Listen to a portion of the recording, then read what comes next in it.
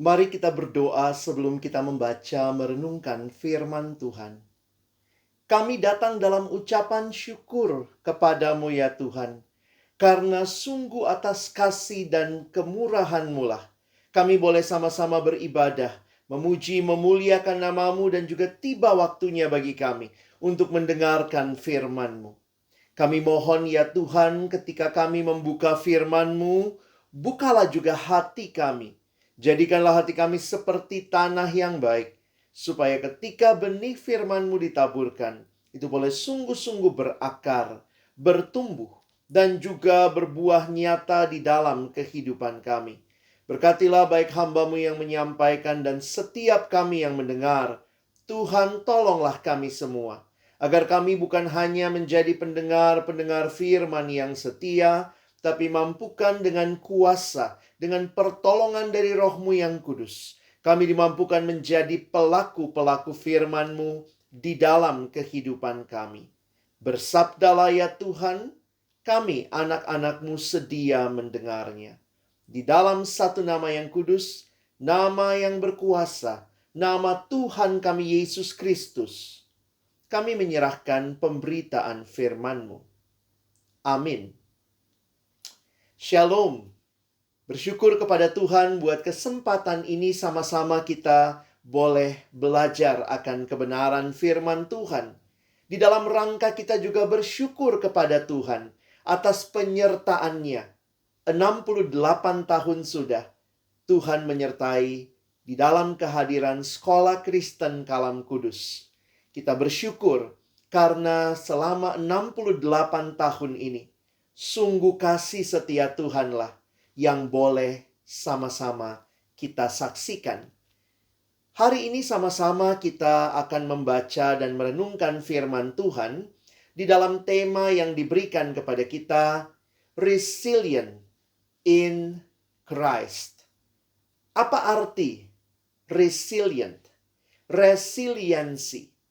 Di dalam beberapa catatan pemahaman tentang resiliensi, ini bukan sekadar istilah tentang daya tahan atau ketahanan, tetapi istilah yang mencakup lebih luas lagi. Resiliensi dapat diartikan sebagai kemampuan umum yang melibatkan kemampuan penyesuaian diri yang tinggi dan luas saat dihadapkan pada tekanan baik internal maupun eksternal. Jadi mungkin kita memahami bahwa resiliensi ini menjadi satu hal yang sangat dibutuhkan di tengah-tengah kehidupan yang penuh dengan berbagai gejolak dan bahkan perubahan. Disinilah kita akan melihat daya tahan, resiliensi, kemampuan untuk beradaptasi. Di dalamnya kita sama-sama akan melihat resilient in Christ.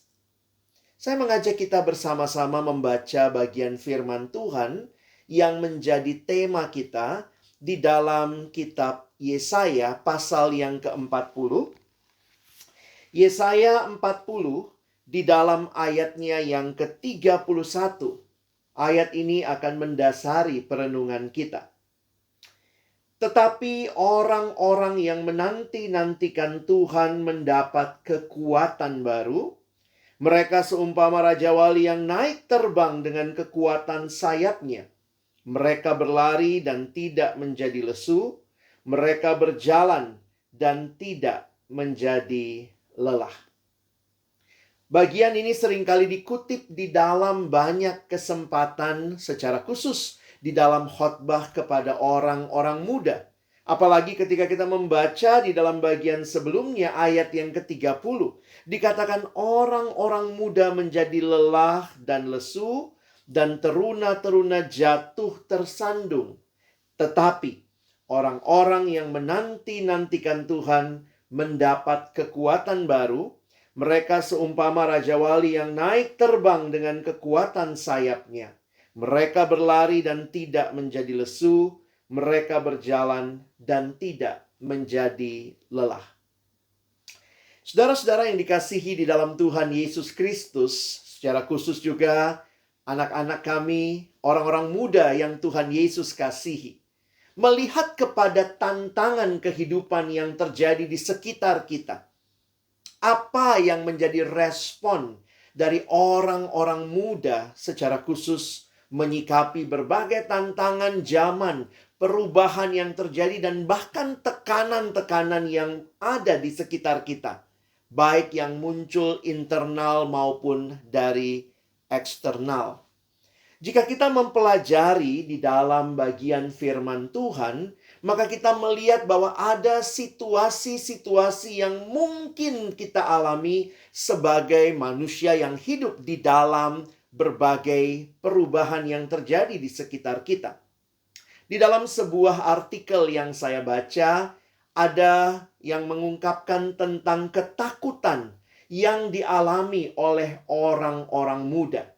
Ada 3 ketakutan utama yang dikatakan berkaitan dengan apa yang ditakuti oleh orang muda. Yang pertama adalah ketakutan akan masa depan. Yang kedua, ketakutan akan kegagalan, takut gagal. Dan yang ketiga, ketakutan berkaitan dengan relasi, takut kesepian. Dan inilah realita dunia yang mungkin dalam banyak hal kita melihat punya begitu banyak kemajuan yang membuat banyak hal yang begitu pasti.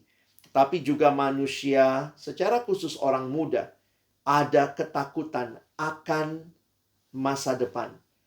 Ada ketakutan mungkin akan mengalami kegagalan. Dan bahkan dunia yang begitu luar biasa bicara relasi, ada begitu banyak media sosial yang menghubungkan orang dengan orang, manusia dengan manusia lainnya.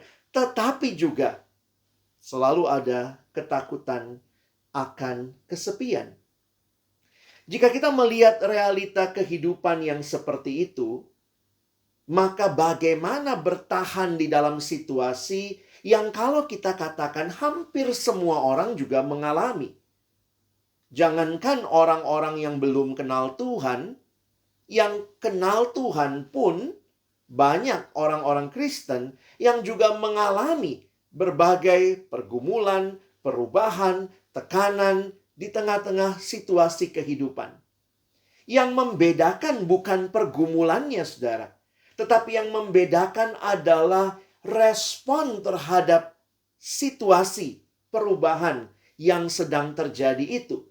Dan dari manakah sumber kekuatan kita untuk bisa bertahan, untuk bisa menghadapi segala perubahan yang ada? Resiliensi seperti apakah yang akan menjadi respon kita? Sekali lagi, kita melihat bahwa berbagai perubahan, berbagai tekanan mungkin ada di sekitar kita.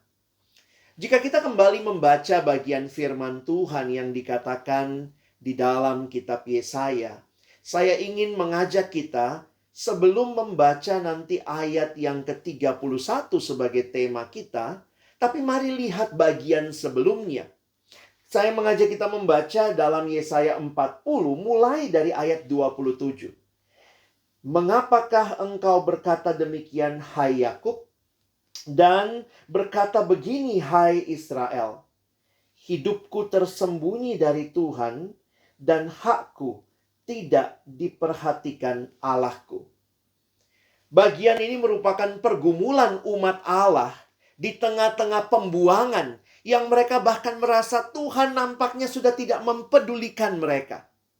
Umat Allah mengalami pergumulan. Tetapi kalau kita melihat apa yang dikatakan di dalam firman Tuhan, saya lanjutkan ayat yang ke-28. Tidakkah kau tahu dan tidakkah kau dengar? Tuhan ialah Allah kekal yang menciptakan bumi dari ujung ke ujung. Ia tidak menjadi lelah dan tidak menjadi lesu, tidak terduga pengertiannya. Dia memberi kekuatan kepada yang lelah dan menambah semangat kepada yang tiada berdaya. Jika kita memperhatikan apa yang disampaikan, di bagian ini, pergumulan umat Allah yang merasa ditinggalkan Allah. Namun mereka diajak kembali berfokus dan memandang kepada Allah. Setiap orang di dalam dunia ini mengalami pergumulan. Tanpa kecuali, kita semua mengalami pergumulan di dalam perjalanan kehidupan kita. Tetapi yang membedakan bukan bicara menghadapi pergumulannya, tetapi bagaimana sikap di tengah-tengah menghadapi pergumulan. Beberapa sikap yang mungkin muncul ketika mengalami pergumulan adalah mencoba keluar dari pergumulan itu dengan mengandalkan kekuatan sendiri, pede, percaya diri. Jika kita memperhatikan apa yang disampaikan di dalam bagian firman Tuhan, beberapa kali di dalam ayat-ayat dinyatakan, berbahagialah orang yang mengandalkan bukan dirinya sendiri, bukan kekuatannya, namun mereka yang mengandalkan Tuhan. Jika kita melihat apa yang dikatakan di dalam ayat yang ke-28 tadi, diingatkan, tidakkah kau dengar? Tuhan ialah Allah kekal yang mencipta bumi dari ujung ke ujung. Kita diingatkan di dalam menghadapi pergumulan bahwa kita punya Allah yang adalah pencipta kita. Ia tidak menjadi lelah dan tidak menjadi lesu, tidak terduga pengertiannya. Penghayatan akan kehidupan yang dipimpin Allah, itu membuat kita berbeda di tengah-tengah berbagai tekanan hidup yang dialami. Mengapa orang-orang percaya bahkan ketika mengalami pergumulan yang begitu berat, bisa tetap bertahan? Bahkan dikatakan mereka mendapatkan kekuatan. Itulah yang kita baca di ayat yang ke-30. Orang-orang muda menjadi lelah dan lesu, dan teruna-teruna jatuh tersandung. Tetapi, ini tema kita, orang-orang yang menanti-nantikan Tuhan. Istilah menanti-nantikan Tuhan bukanlah menanti di dalam kepasifan, tetapi orang yang benar-benar berharap, bergantung kepada Tuhan, yang menyadari bahwa Tuhanlah sumber kekuatannya. Karena itu, dia mengalami yang dikatakan, orang-orang yang menanti-nantikan Tuhan mendapat kekuatan baru. Mereka seumpama Raja Wali yang naik terbang. Pernah memperhatikan burung Raja Wali yang ketika ada angin yang kencang, justru dia membentangkan sayapnya dan bahkan menggunakan apa yang terjadi dengan angin itu untuk naik lebih tinggi dan lebih tinggi lagi. Mereka berlari dan tidak menjadi lesu, mereka berjalan dan tidak menjadi lelah. Bapak, Ibu, Saudara yang dikasihi Tuhan, anak-anak yang Tuhan kasihi. Pergumulan hidup menjadi bagian dalam keseharian, dalam perjalanan setiap kita. Tetapi sikap yang utama bukanlah lari dari setiap pergumulan, tetapi menghadapinya dengan kekuatan dari Tuhan. Resilient in God, in Christ. Karena Tuhan yang hadir membuat kita bisa melampaui setiap pergumulan yang kita alami. Saya berjumpa dengan banyak anak muda yang bicara ketakutan-ketakutan yang saya sampaikan tadi. Ada yang katakan, "Kak, saya takut bagaimana masa depan saya. Apakah saya bisa kuliah dengan baik? Apakah nanti saya bisa mendapat pekerjaan yang baik?" Ada lagi yang berkata, "Kak, saya takut gagal. Ini sudah kelas 12. Ini sudah kelas 9. Biasanya di kelas-kelas itu pada ketakutan kalau nanti gagal bagaimana. Bahkan juga di tengah-tengah situasi yang nampaknya begitu banyak relasi yang bisa dibangun dengan menambah follower di media sosial. Banyak juga yang berkata, "Nggak ada yang ngerti saya, Kak. Ini pergumulan berat banget. Papa mama nggak ngerti. Saya kesepian. Saya sendiri. Saya nggak kuat." Bagaimana anak-anak Tuhan menghadapi berbagai situasi tersebut? Firman Tuhan mengingatkan kita untuk datang dan berserah kepada Tuhan, mengandalkan Tuhan. Ketahanan kita menghadapi pergumulan bukan dari diri kita, bukan dari kekuatan kita, tetapi dengan mengandalkan Tuhan. Dikatakan orang-orang yang menanti-nantikan Tuhan mendapat kekuatan baru. Seringkali di tengah-tengah situasi hidup yang sulit, tidak banyak orang yang bertahan karena merasa sulit sekali, saya tidak bisa keluar dari semua ini. Tetapi apa yang Tuhan nyatakan? Hadapi kesulitan itu. Aku menyertaimu. Tuhan tidak meninggalkan. Penyertaannya yang sungguh sempurna hadir dan memberikan kepada kita kekuatan. Seringkali Tuhan tidak mengubah situasinya secara langsung.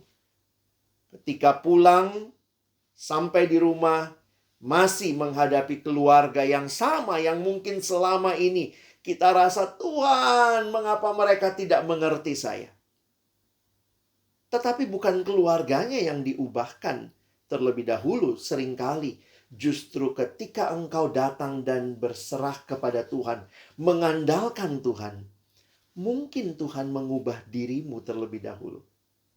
Dirimu untuk tetap ada di keluarga yang sama, tetap pulang ke rumah yang sama, tetapi dengan sikap yang bertahan, berharap kepada Tuhan, dan bahkan ada hati yang rindu mengasihi keluarga kita. Tuhan mengubah engkau terlebih dahulu. Seringkali Tuhan tidak langsung mengubah situasi di sekitar kita.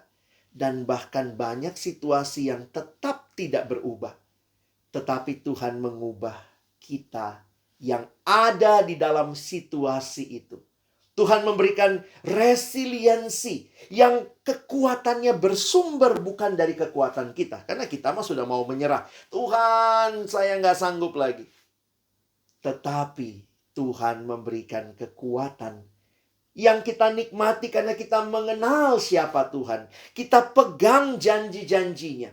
Janji yang mengatakan, aku tidak meninggalkan engkau seorang diri. Sekalipun ayahmu dan ibumu menolak engkau, aku menerima engkau. Janji-janji yang mengingatkan kita betapa Tuhan sangat peduli dan mengasihi kita. Dan itu memberikan kekuatan. Itu memberikan jaminan. Itu memberikan kita kemampuan untuk bertahan di tengah-tengah situasi yang bahkan mungkin belum berubah. Di dalam perjanjian baru, Kristus menjadi penggenapan dari kehadiran Allah yang sempurna. Dialah Immanuel. Apa artinya Dia Immanuel? Apa artinya Dia menyertai kita? Apa yang Dia berikan dan bawa bagi kita? Salah satu hal yang menarik yang Tuhan Yesus berikan adalah pengharapan. Dan pengharapan ini menjadi sesuatu yang menolong kita untuk benar-benar bisa berjuang dalam perjalanan kehidupan ini. Mengapa Yesus bisa memberikan pengharapan itu? Apa yang Yesus bawa? Sesuai dengan tema kita, Resilient in Christ. Apa sih yang Yesus bawa di dalam kehadirannya sehingga memberikan kita pengharapan? Di dalam salah satu bagian firman Tuhan di Perjanjian Baru, kitab 1 Petrus, pasal yang pertama, saya mengajak kita membaca ayat 3 dan 4. Kita perhatikan apa yang Yesus berikan bagi kita. 1 Petrus 1 ayat 3 dan 4. Terpujilah Allah dan Bapa Tuhan kita Yesus Kristus, yang karena rahmat-Nya yang besar telah melahirkan kita kembali oleh kebangkitan Yesus dari antara orang mati kepada suatu hidup yang penuh pengharapan, untuk menerima suatu bagian yang tidak dapat binasa, yang tidak dapat cemar, dan yang tidak dapat layu, yang tersimpan di sorga bagi kamu.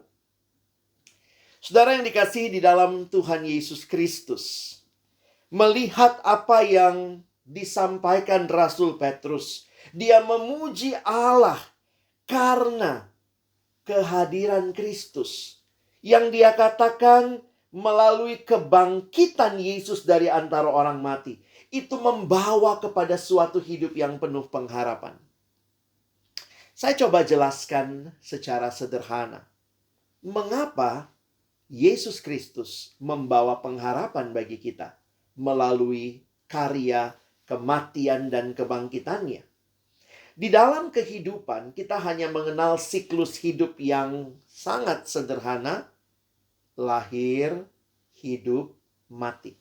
Itulah siklusnya. Lahir, hidup, mati.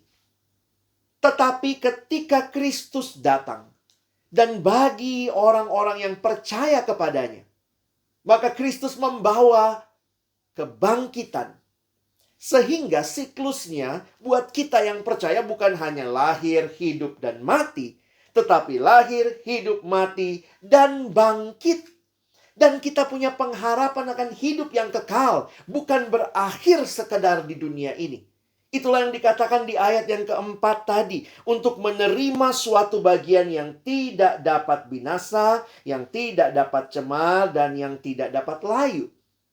Itulah kehidupan yang Kristus janjikan dengan kedatangannya ke dalam dunia. Apakah engkau percaya kepada Kristus? Dan kalau engkau percaya di dalam iman kepada Dia, kita percaya kita pun akan dibangkitkan dengan Dia. Sehingga pengharapan kita bukan berhenti di dunia ini saja. Karena itu, ketika mengalami pergumulan-pergumulan yang sulit, pengharapan itu akan menarik kita maju untuk terus bertahan di dalam Tuhan. Resilient in Christ. Ada kalimat yang mengatakan orang yang paling menyedihkan itu, saudara-saudaraku, bukanlah orang yang menderita, tetapi orang yang tidak punya pengharapan. Yang paling menderita adalah orang yang tidak punya pengharapan. Karena kalau orang punya pengharapan, mungkin dia masih akan mau bertahan dalam penderitaan. Karena pengharapan itu sekali lagi menarik dia maju untuk tidak menyerah dengan kehidupan. Saudara yang dikasihi Tuhan, pengharapan itu menarik sekali. Pengharapan itu sesuatu yang ada di masa depan, akan terjadi dan digenapi di masa depan, tapi efeknya tuh sejak sekarang. Nah, ini kira-kira hal yang perlu kita sama-sama pikirkan. Mengapa pengharapan itu kita perlukan? Karena pengharapan itu bukan hanya nanti, tapi efeknya itu sudah kita rasakan sejak sekarang. Saya kasih contoh. Misalnya ada orang tua yang bilang sama anaknya, "Nak, belajar baik-baik. Nanti kalau kamu nilainya bagus, kamu naik kelas, papa mama ajak jalan-jalan kemana? Ke Disneyland Hong Kong. Kalau kamu nilainya bagus, kamu naik kelas, belajarnya baik-baik, kita ke Disneyland Hong Kong." Kapan itu? Nanti ya, di akhir semester ya, akhir tahun ajaran. Jadi, sudah terjadikah Disneyland Hong Kongnya? Belum. Tetapi, pengharapan akan ke Disneyland Hong Kong itu menarik anak ini untuk sejak sekarang terus maju. Terus maju.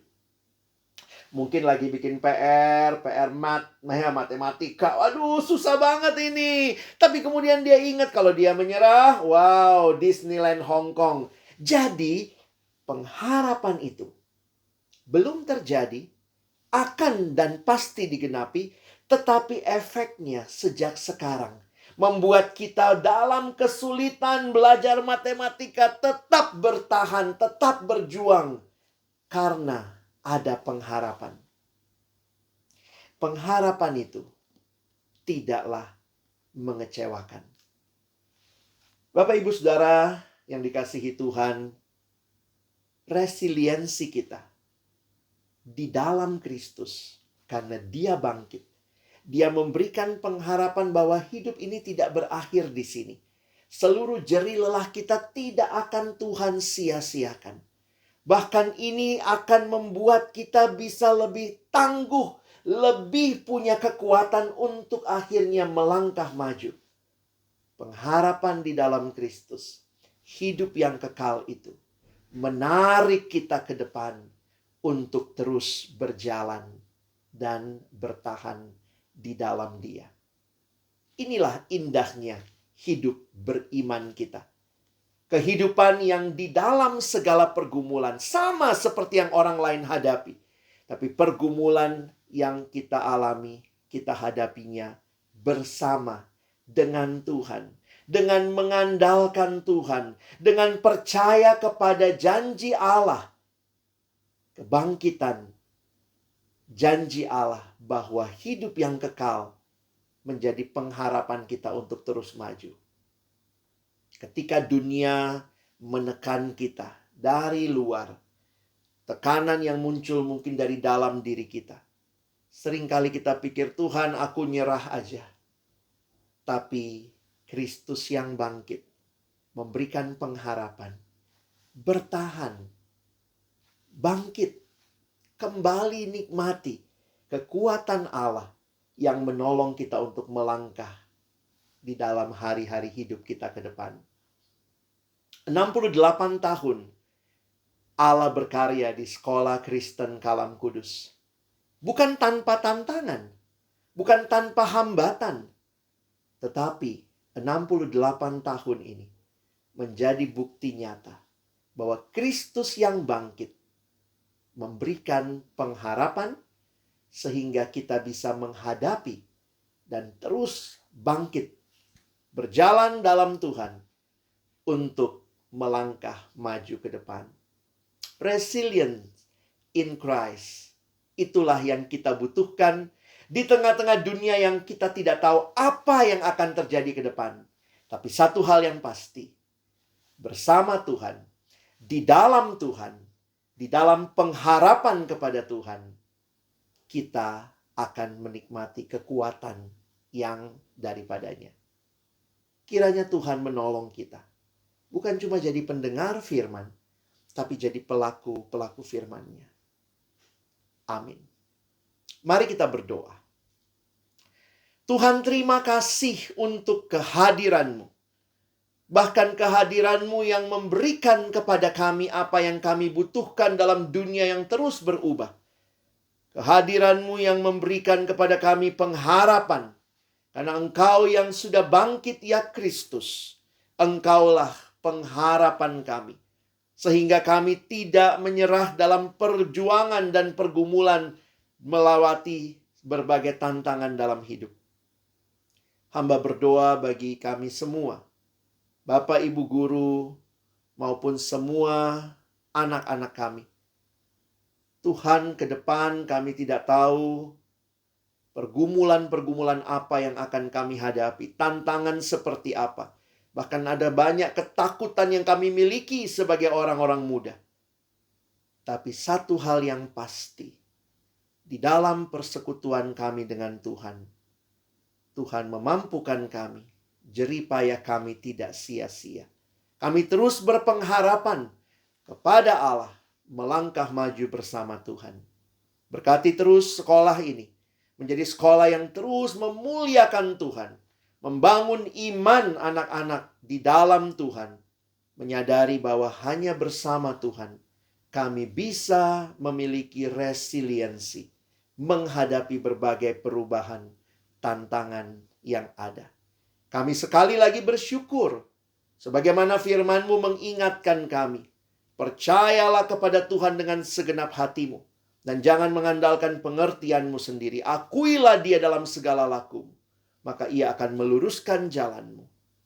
Itulah yang kami juga mau serukan bersama untuk kami melewati hari-hari kehidupan ke depan.